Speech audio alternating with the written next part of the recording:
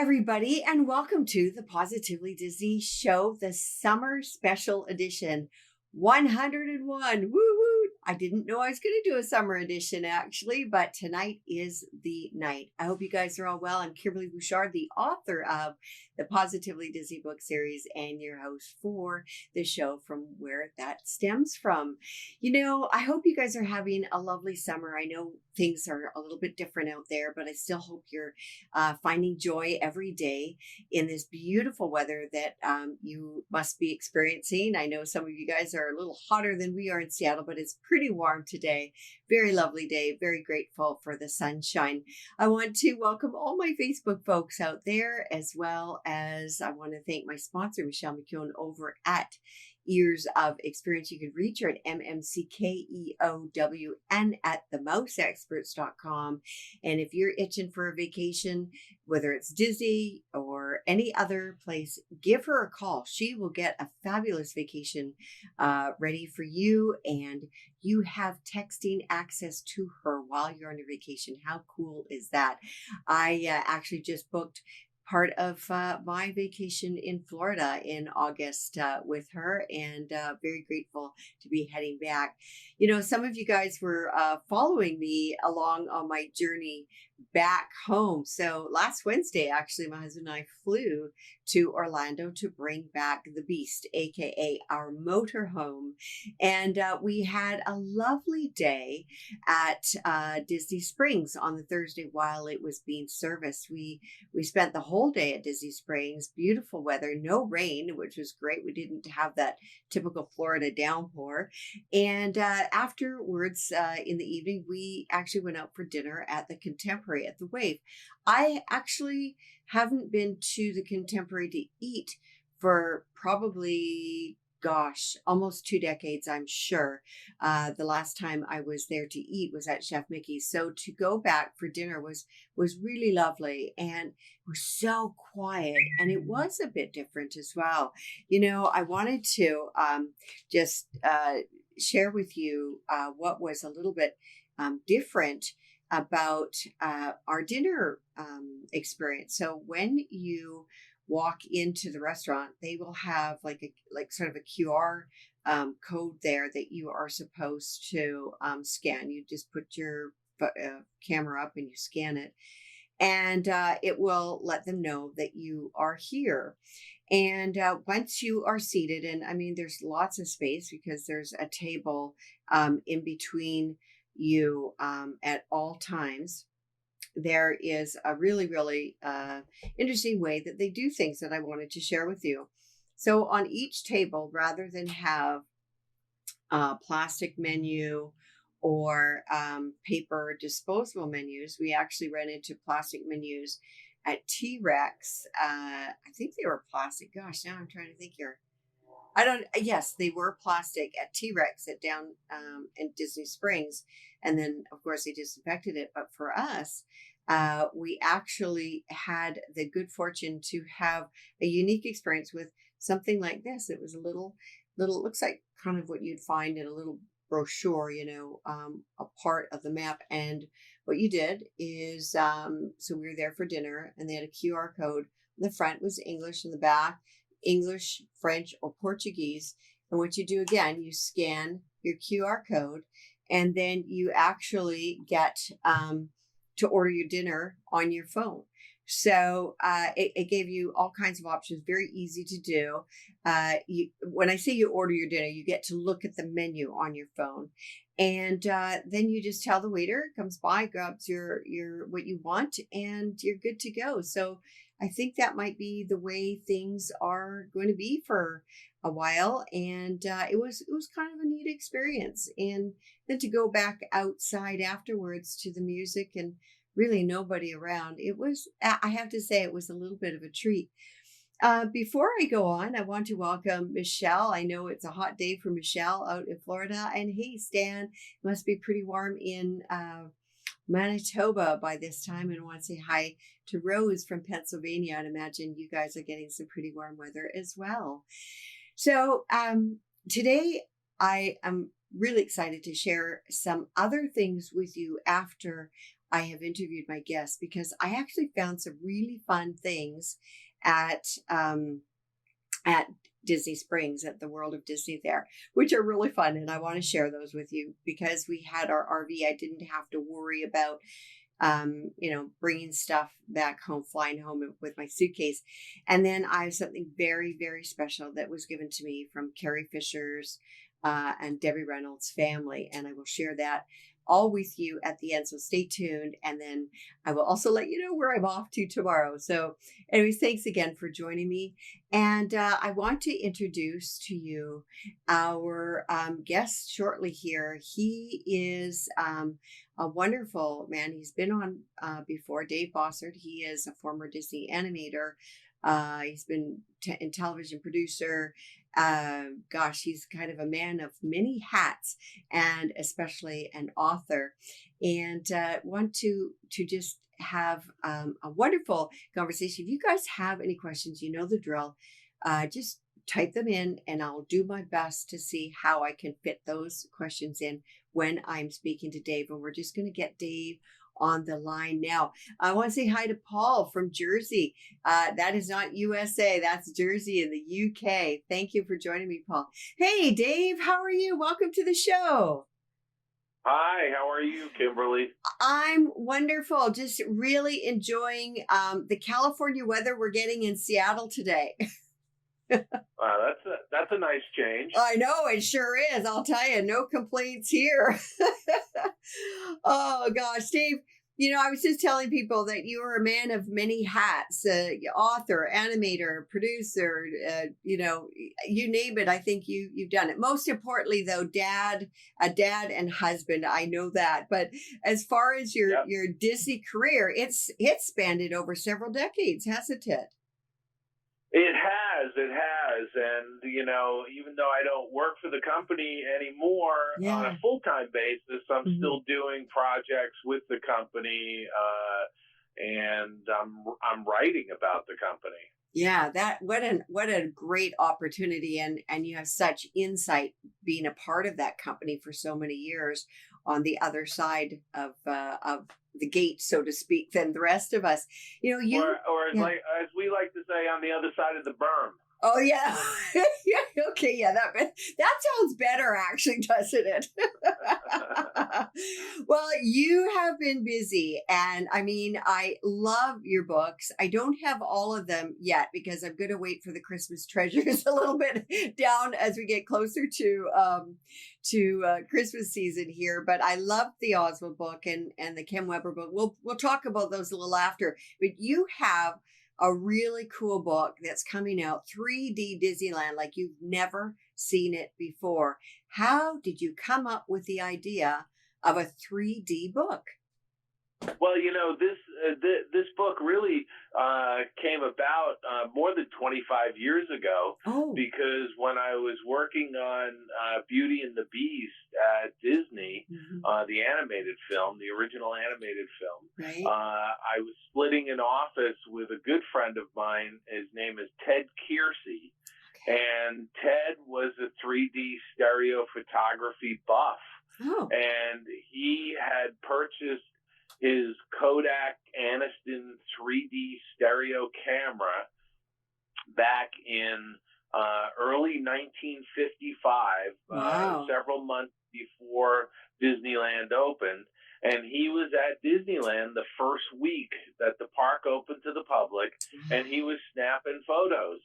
And he continued to do that through the rest of the 50s and into the early 60s. And then he, at the end of high school, he had won an art contest and received a scholarship to Chouinard Art Institute from Walt Disney himself. Oh my gosh. And, can you believe that? Well, I just give me chills. I know, yeah. Whoa. I mean, it's such a great story, but Ted wound up starting classes at Chouinard, and then they were interrupted because he received a draft notice. So he went off to Vietnam, and he did his service for his country. And when he got home, after he completed his service and and got an honorable discharge. He went back and picked up his education at Chenard, and then not long after 1970, he wound up getting hired at the Disney Studios. Oh, wow. Isn't that fabulous? Oh my gosh.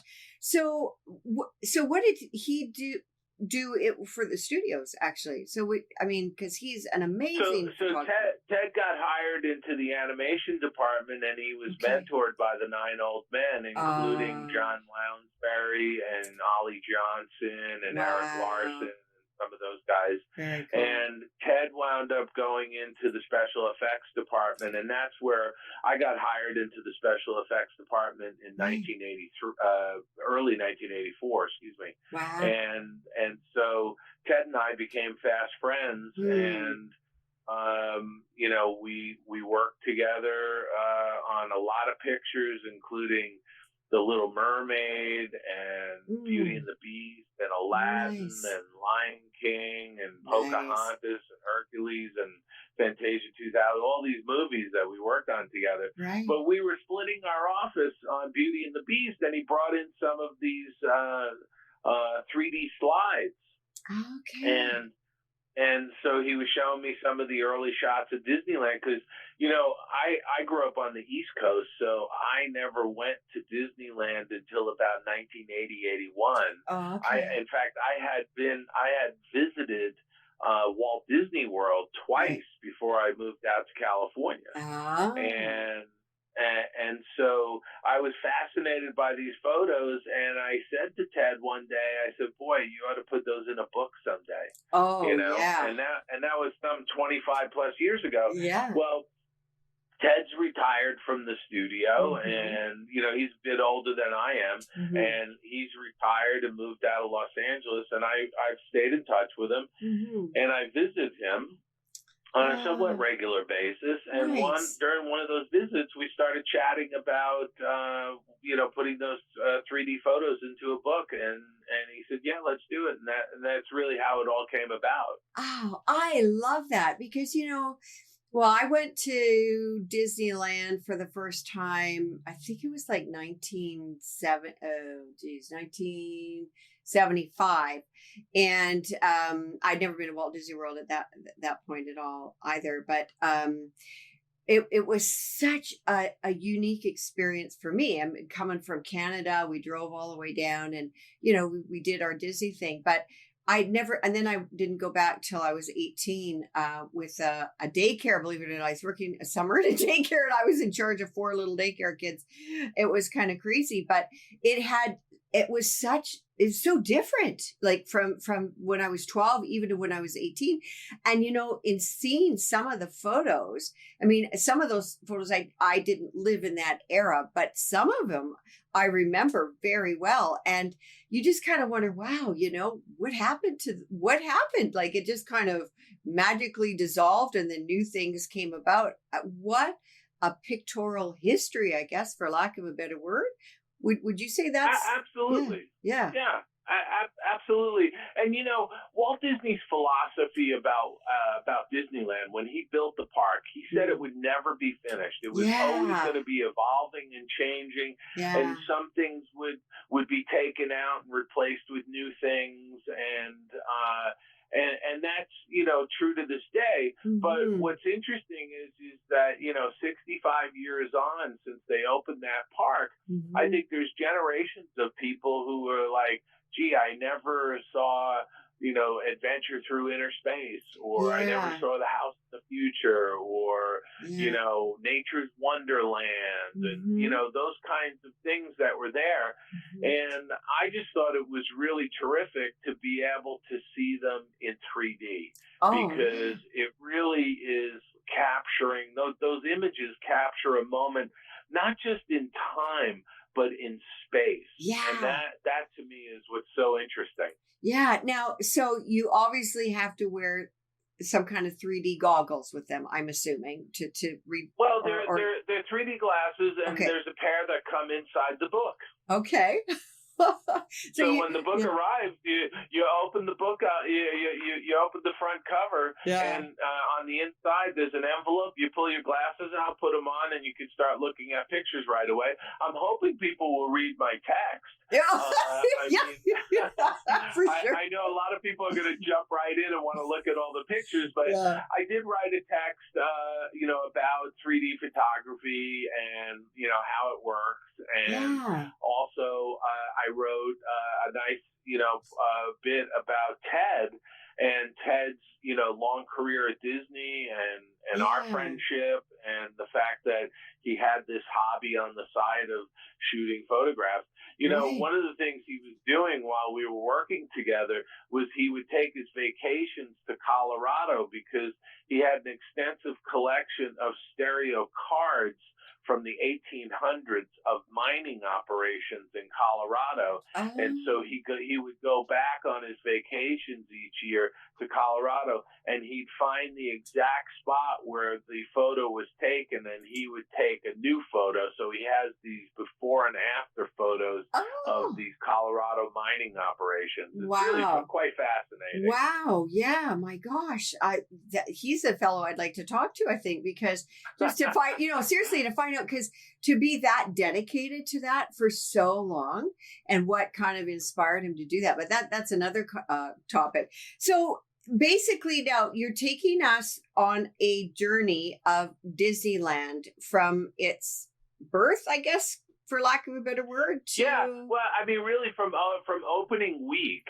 Primarily opening week through 1980, and there's a gap in there of the 60s and 70s because Ted had gone off to Vietnam, and then he started working, and there other things. But it's interesting to see some of the shots that he took in the 1950s, and then to look at shots that he took in 1980.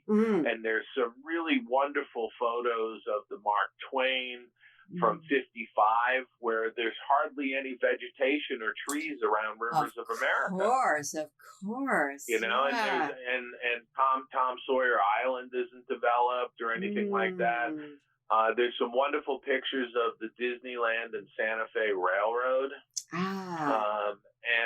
And also the original spur for the railroad was off the northwest corner of the park, sort of behind Rivers of America, or where Critter Country is right. That's where the original train spur went off to take the trains off the main line, and it was moved in the early 60s over towards the northeast corner behind sort of Toontown, Small World area. And so, and what's so fascinating about that one photo, Kimberly, I have to tell you, is the orange groves behind it as far as the eye can see. And you got to remember, in 1955, the Interstate 5 freeway didn't even come down past the park at that point. Gosh. They hadn't even built it. Yeah. You know what I have to say, that, and you've posted this photo a little bit too, a few here and there, but I love what they used to wear. Oh my gosh, like their fancy dresses things in the park, something that it just was such a different era in so many ways. And I think their clothing was super fun and super nice. I mean, I don't think I'd dress up like that to go to Disneyland unless I had a real big something going on there. But do you know what I mean? Like it was so different, wasn't it? Well, it was amazing because people really did dress up back in those days when the park first opened. There were reports of the women in high heels, and their heels were sinking into the fresh asphalt that was laid on Main Street. Oh boy.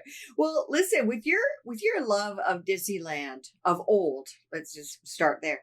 What would your own Disneyland park look like if you could create a Dave Bossert Disneyland? What would you see it as? Well, something for me, I don't even think I could. I mean, it wouldn't be any different than what Walt had laid out. I mean, Okay. honestly, I think that that park is just such a wonderful immersive experience. Hmm. And when I go down there, I oftentimes, I've been very fortunate in my career that I was down there so much when I worked on some of the shows and stuff later in my career. Hmm. But I had a silver pass, so I could go down there anytime I wanted to. Hmm. And sometimes I went down and I would actually sit on a bench on Main Street and just watch people go by Yeah. Yeah. and just kind of relax because I just felt like I was in a little small town, Yeah. and it was. And that's really how I feel about it. I Hmm. mean, I can't imagine.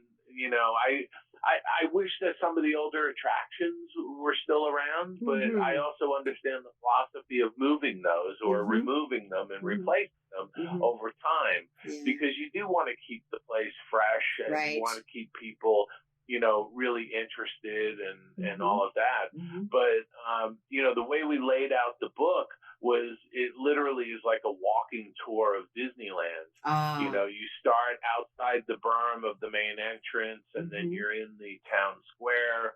Then you're up Main Street to the plaza, and then you go to the left to Adventureland, and then New Orleans Square, and the train station there, and Hmm. Critter Country, and then Rivers of America, Frontierland, the Castle, Fantasyland, Hmm. Toontown, Hmm. and then over to Tomorrowland and the Tomorrowland train station, Hmm.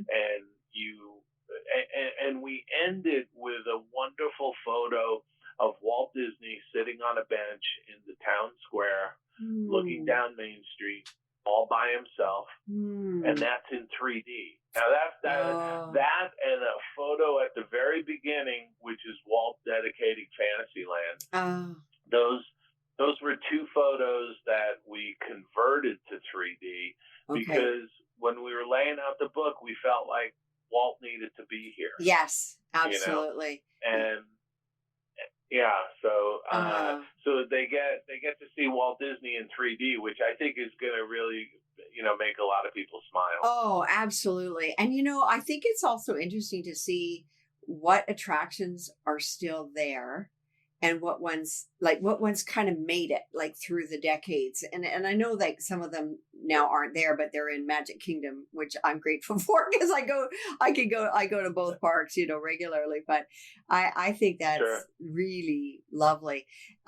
Now your wife Nancy was involved in the project as well. I believe. What role did she? Absolutely. Yeah. So this is the second book that I've done with Nancy, and Okay. she actually is a designer and art director, and Oh. she laid out my Kem Weber book, and she also laid out this 3D Disneyland like you've never seen it Mm. before book. So we're talking about collaborating on some future projects too, and we've had a really good time working together on these things. Really nice. Well, with Yeah, her it's as really your a lot of fun. yeah, to be able to work with a spouse, I think on a project is just actually kind of special, to be honest with you. And um, you It know, is. to have access to all those photographs that of a friend, I think is really quite amazing because. And did they all come from Ted? Like, did all the photographs come from Ted? Most Yeah, of them did. There's yeah, a couple of photographs I got from another individual, and that was partially to kind of fill in a couple of gaps because I sure. wanted to have a little bit of representation of kind of every area of the park. Right, of Not course. every attraction, Hmm. but I wanted it to really be somewhat complete. And and again, there's attractions in there that the original facades for the dark rides in Fantasyland, the Skyway to Fantasyland and the Mm-hmm. Skyway to Tomorrowland, with the gondolas going through the Matterhorn, Yeah, yeah, I the remember original, that. the original submarine ride that Right. was sponsored by General Dynamics, Mm-hmm. and the House of the Future. I mentioned that, and Yeah. there's just it's just really kind of cool, where the original Dumbo ride was, Mm-hmm. the pirate ship and Skull Rock and the Pirate Lagoon, the old Chicken of the Sea restaurant, and some of the stuff that I never had the opportunity to actually experience in person, but I get this opportunity now to put on a pair of 3D glasses and actually look at it in 3D, which is kind of fun. Well, I think that will just add so much to the book because, I mean, you've got photographs, but then to have something three-dimensional, that it just seems more real, just more tangible. Yeah. It's right there. You were mentioning that this project sort of was 25 years in the making, in the sense that you and Ted had sort of chatted about it. But when you got right down to business, to the real inception and then completion, how long did it take you to do this project, or has it been 25 years? I don't know. No. Okay. I actually wrote the text for this book last year. Okay. And then once the text went through the editing process and copy editing and all of that, then it was ready for Nancy to take on to do the design of the book. And early last year, I had all the photos digitally scanned, and I had a gentleman named Patrick Swaina, who is in Minneapolis, of all places, and he helped us convert those. He actually converted all of the photos to what's known as an anaglyph, as opposed to the single left and single right eye image. Oh, so when you take a 3D photo, there's actually two pictures, right? A left eye picture and a right eye picture. Right. Now you can look at those, but you have to have a special lens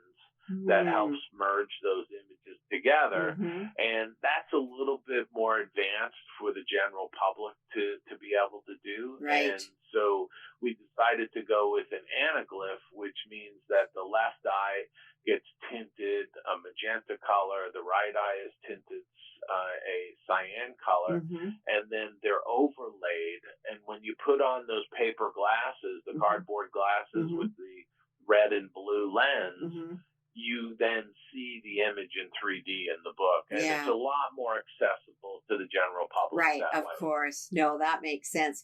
So people on here are telling me about, they used to have a Viewmaster, of Disneyland. So it's kind of, as a kid. So I'm thinking that that's kind of the same concept, except you've got a book, right? And and I've got... I mean, it's a very similar concept to Viewmaster. Yeah. But the difference is with Viewmaster, they were tiny little 8 millimeter images that were illuminated from behind. Right. What we did when we laid this book out, because again, I'm an artist, Ted's an artist, we talked quite a bit about this, but what we wanted to do was showcase each photograph on its own page. Sure. Yeah. And with that, we put a white border, a nice white border around. And so if your audience can visualize this, the white border acts as like a anchor. It's a wall. Okay. And the photo is a window. So the wall is anchoring the photo, and it actually helps enhance the 3D quality of the image. Nice. Have you any thoughts about doing a book like that for Walt Disney World? You're the second person that's asked me that inside of a week. And something, I'd love to do one like that for Disney World. The issue is going to be, can we find people who shot 3D pictures back when the park first was opening in the 70s? Yeah.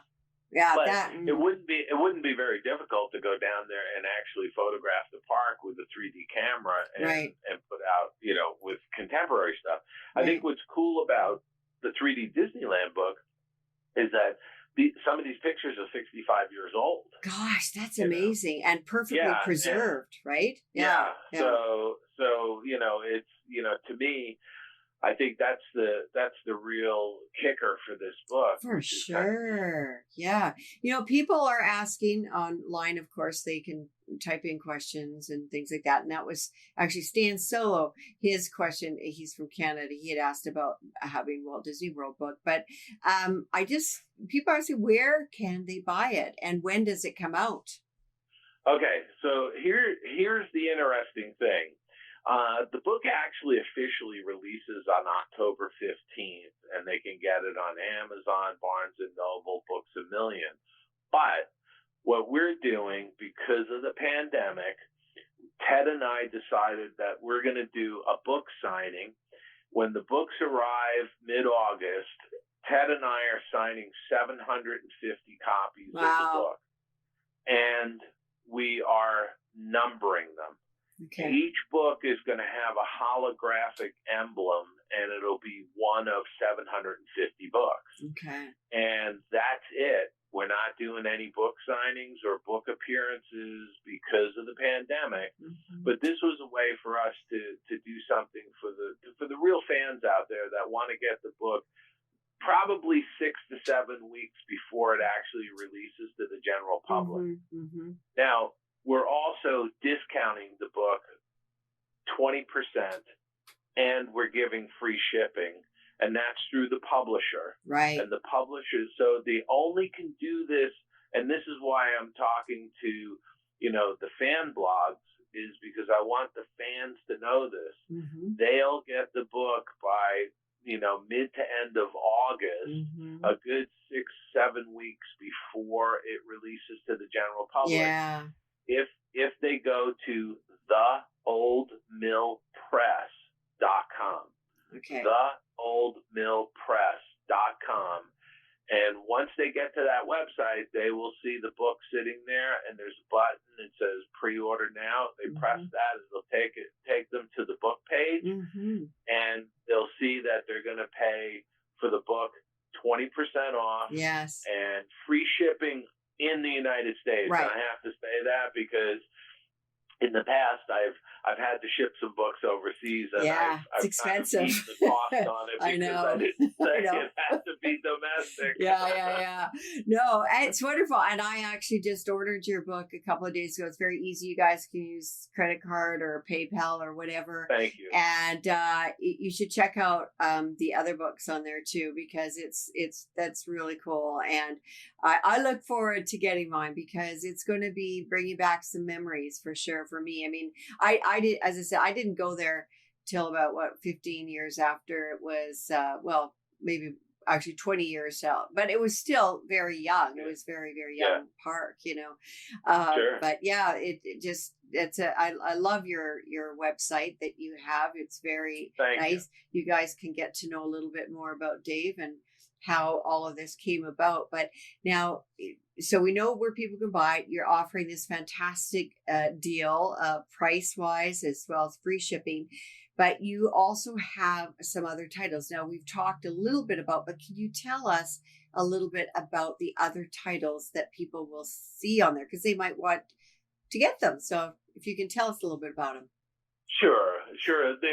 So on theoldmillpress.com, they can find my Kem Weber book, and if they're interested in purchasing that, they get redirected to Amazon or Barnes and Noble. Okay. But there's also a treasury of Christmas poems that I had put together, and this was something that I wrote a short essay in the front. These are somewhat known, well-known poets, and maybe lesser known poems from them that all relate to the holiday season. Nice. And I wanted to do that. It was really a personal project for me. It was a labor of love, like all of these projects are really. But, but that was a very personal project, and people can read about that. And there's a neat little thing about Walt Disney at the end of that Treasury of Christmas Poems book. And then Nancy and I came across Letters from the Cat, which is a book that I didn't do. I didn't write it or anything like that. It was actually written by an author named Helen Hunt Jackson, and she had written a number of books years. And, we just fell in love with this little book. It was a fun little, it was a cat writing letters to, her master. So Oh, I can only imagine. And it's a wonderful little book. Nancy did all the design work and laid the whole thing out, and we published a new edition of it. And it actually just several months ago won a silver award at the Benjamin Franklin Book Award. Oh, wonderful! Congratulations. Yeah. That's very nice. Gosh. There's also a What's Propaganda pamphlet. It's a reprint that we did that features Donald Duck. It's from the World War II era, and it talks about what propaganda is. I think it's really relevant for today's world. Yeah, Donald Duck was really involved with the war effort. That's for sure. I learned that. I had a Disney historian on a couple of months ago, and it was quite funny and quite fascinating at the same time, actually. Yeah. And then you've got your Oswald the Lucky Rabbit book on there too, I think. Yeah. Yeah. Is that, actually, it's not on the Old Mill Press website. But if people go to my author website, which is just davidbossert.com. It's davidbossert.com. DAVIDBOSSERT.com. Yeah. There's a whole mess of stuff there. I mean, there's my books, and there's also a tab for articles. I think there's some 50 some odd articles up there on all kinds of stuff to do with animation and entertainment that I've written over the years. Nice. There's some essays. There's some videos. I did these 1-minute documents, I called them, on the Kem Weber book. And so there's always new material being added all the time onto that website. That's good. And so they'll find the Oswald books there. They'll find Dolly and Disney Destino. They'll find the Roy Disney book there. Right.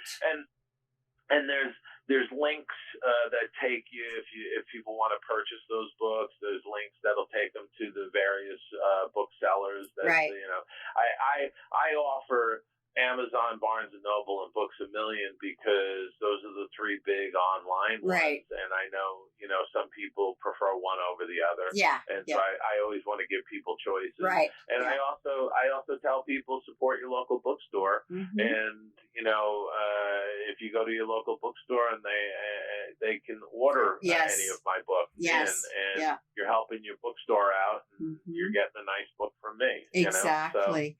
So what's next for you, Dave? I mean, I know you've been busy writing a lot during these last few months. And so what is next? Well, being sort of in this self-imposed and often state-imposed stay-at-home order, I have been writing a lot, and I've been really doing a lot of writing on the Claude Coates book, and I'm just about done with the first draft of that book. I should have it finished by the end of July.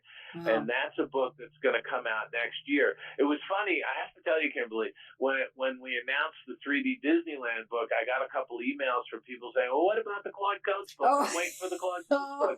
And I said, yeah, I know. I said, but I wrote this 3D Disneyland book last year. I'm writing the Claude Coates book right now. Yeah. So next year, when the Claude Coates book comes out, I'm going to be working on a different project. Well, while we're talking about the Claude Coates book. Right, exactly. I know that's how it works. I know people are saying, oh, I hope you have another book coming out because of this pandemic. Well, believe it or not, there's another book that is coming out before the 6th Disney book that I'm putting out. So I know you're always, it's always fluid. You're always, you're writing, and people don't realize sometimes they don't realize how much goes into a book before, you keep going. I mean, as well as I do, doing a book title is like an 18-month it's long. process. Yeah, sometimes longer. It could be 2 years. I honestly, I wrote a book on Nightmare Before Christmas for Disney editions, and I turned that in 2 years ago, and literally last week, I just saw the layout for the first time, and that book isn't going to come out until next year. Okay, because as soon as you said that, I'm like, I haven't seen that book. Well, yeah, that's the it's thing. not out yet. I did most of my heavy lifting on that project 2 years ago. Yeah. Wow. Well, So, I guess it's, things, there's a lot of things in the wheelhouse, well, for everybody, I think, really. And, but at least it's coming out. So you'll have maybe you'd have 2 books coming out next year. yeah, or it's more. possible. Yeah, I don't know. yeah. I mean, I'll be blessed with an abundance of books. Yeah, for I don't sure. know. For sure.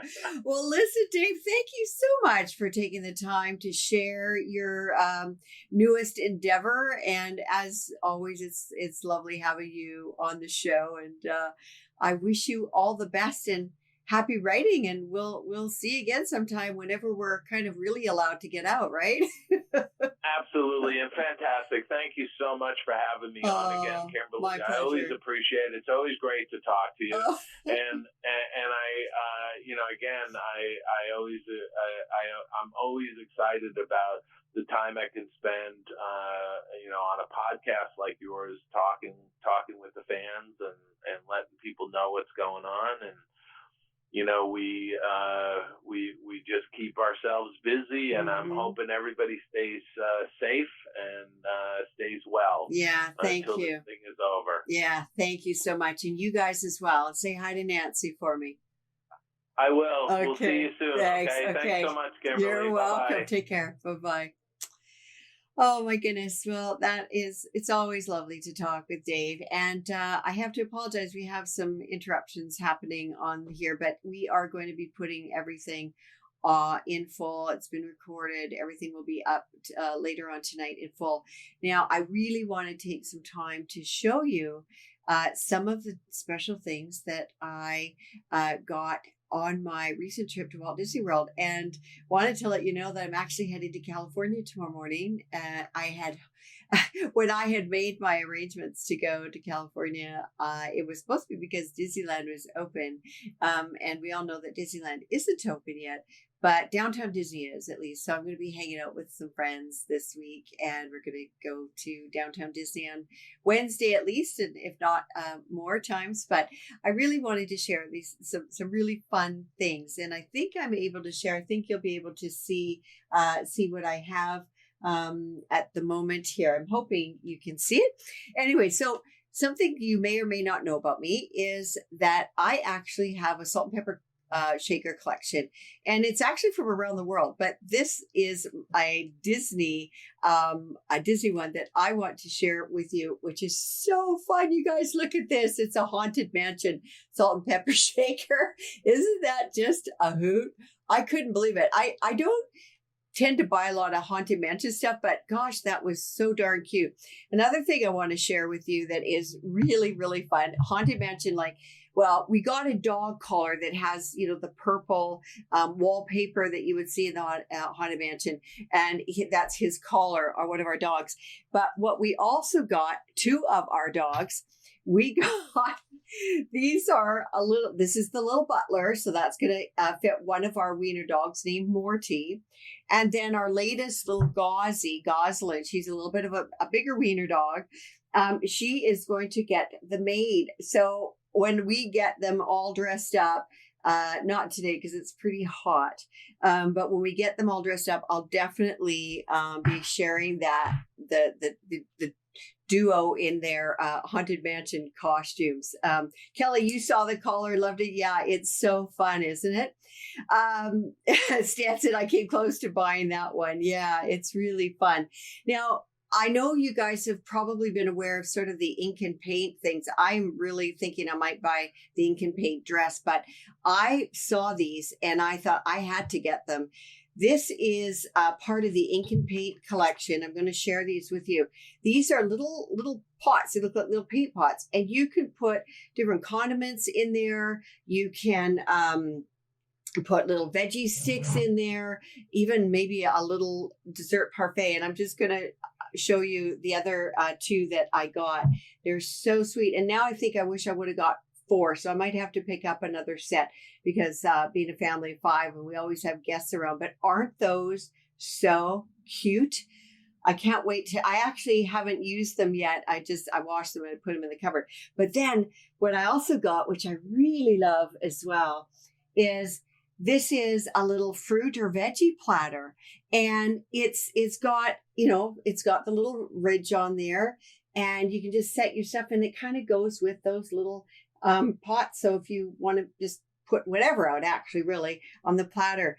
And I have an artist in the family, so I just could not resist the artist palette of the ink and paint collection. And I love color. Anybody that knows me, I like to wear bright colors, and so this really just spoke to my heart, I'll tell you guys.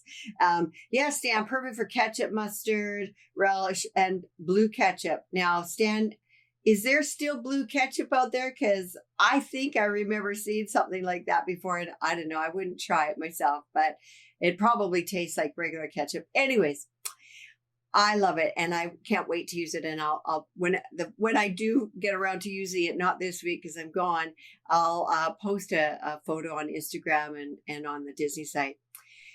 So you guys, I have to tell you, that the 5th book, when it came out, was the Star Wars edition, and it actually came out, it was a year ago already. And that it's hard to believe that a year has gone by and so many things happening in our lives. And I really found love with the Star Wars community as well. And I have to just share with you something that was so special that came to me. It was actually here before I got back from my Florida trip. And it touches my heart. So this is what Carrie Fisher's brother, Todd, and his wife, Catherine Hicklin, sent me. And I really hope you can see it. But you see, there you go. You've got Princess Leia. And you've got her mom, Debbie, in her yellow raincoat. If you remember the great movie ride, Singing in the Rain, and Debbie Reynolds was in that movie. And she had, she was kind of known for that yellow raincoat in the movie. And so this is their memorial pin. And here we've got with Debbie and Carrie together, and I hope you can see that, because that just meant a lot to me. I never got to meet Carrie or Debbie in real life, but I definitely know people very, very close to them, including their brother and son. And so I was very grateful to have that pin from the family, and it's going to be one of my treasures for sure. So it's anyway, so I didn't expect to get choked up, because I was choked up when I got it, because it meant so much to me.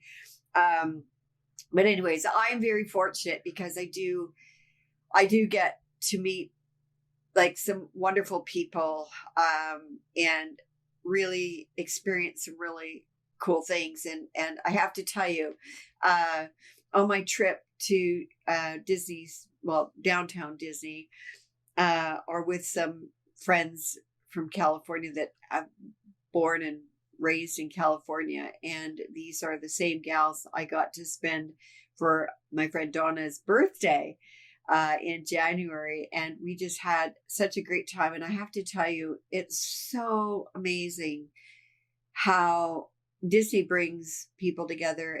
And I have to say that without Disney, without the platform that I am able to write in for podcasts, or I never would have met these people. And like so many of you guys on watching, I've been very fortunate to have met you guys. And I am very lucky that I get to meet all the good people in the world. And so I just want to end tonight's show with just a great big thank you for joining me tonight in the middle of summer like this. And I might be able to do a quick show before my season starts in September. Again, depends. I'm actually traveling, believe it or not, a ton this summer, and I'm heading back to Florida for 16 days in August, and so excited. Going to do 7 nights at Walt Disney World, and then we've got other engagements, other places, and going to stay at the Caribbean Beach Resort for the very first time. I'm a huge Pirates of the Caribbean fan, and it's such a perfect location, I think, for me, with the decor of Pirates, and it's on the Skyliner, which is going to be really fun to ride that as well. And it's going to be our 27th anniversary there on the 14th. We're spending it at Animal Kingdom. 2 of our kids are coming with us, and we are going to try Tiffin's. I don't know if you've ever eaten at Tiffin's before, but that's where we're going to be for our anniversary dinner. So we're trying out some new places to eat and just a few different things when we're there. And so grateful that we can go this year. And I really, really, really want to have a meetup at one point. I just don't know if I would be even really allowed to do something like that in August. I don't know. If I'm going to be looking into it a little further, because there's so many of you guys that I would really like to say hello to and give a hug, but I'm not sure that that's allowed. So I might have to put that on hold till I'm back in December. But at any rate, I will let you all know. And, guys, for now, just continue taking care. And thank you again for joining me tonight. And until next time, be safe and be well. God bless. Bye.